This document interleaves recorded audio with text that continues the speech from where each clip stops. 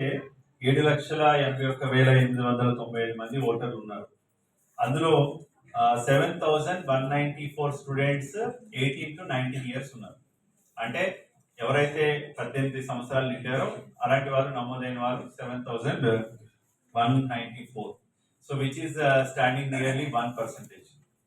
So మనకి ఇంకా 2% వరకు అవకాశం ఉంటుంది. సహజంగా జనాభాలో కూడా వెళ్తుంటారు. తల్లిదండ్రులు కూడా నమోదు చేసుకోవచ్చు, వారు ఓటర్ గా ఎన్రోల్ చేయించవచ్చు.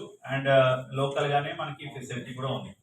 సో ఎవరైతే మీరు ఎన్రోల్ అయ్యారో, ఇక్కడ ఈరోజు 18 ఇయర్స్ అయ్యారో వాళ్ళందరికీ నేను ఇప్పుడు ఓటర్ కార్డ్ కూడా ఇవ్వబోతున్నాను.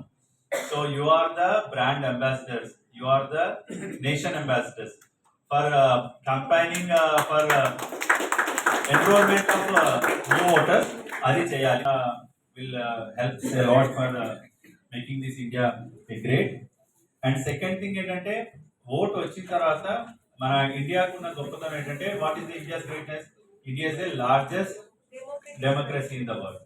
So comparative to many other nations, India is standing ahead. ఇప్పటికి కూడా మనం లాస్ట్ అన్ని 5 years ఒకసారి ఖచ్చితంగా మనకి ఎలక్షన్స్ జరుగుతుంది, ఫ్రీ అండ్ ఫెయిర్ ఎలక్షన్స్ జరుగుతుంది. అండ్ ఓటర్స్ పార్టిసిపేషన్ కూడా రాను పెరుగుతుంది.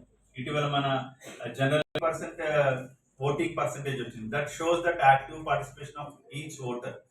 So it is a very good sign. సో మనం చదువుకొని బాగా ఎడ్యుకేటెడ్ గా ఉండడం, ఓట్ ని ఫ్రీ అండ్ ఫెయిర్ గా కాస్ట్ చేయడం, ఇదంతా కూడా మన యొక్క భారతదేశాన్ని ఉన్నత స్థాయికి, ఇంకా పవర్ఫుల్ నేషన్ గా ఎదగడానికి తోడ్పడుతుంది.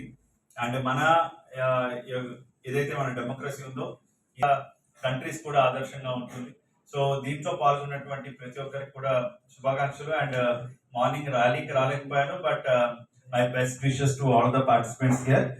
అండ్ ఇంకా ఫ్యూచర్ లో మీ అందరూ కూడా ఎక్కువ మందిని ఎన్రోల్ చేస్తారని కోరుకుంటూ థ్యాంక్ యూ సో మచ్.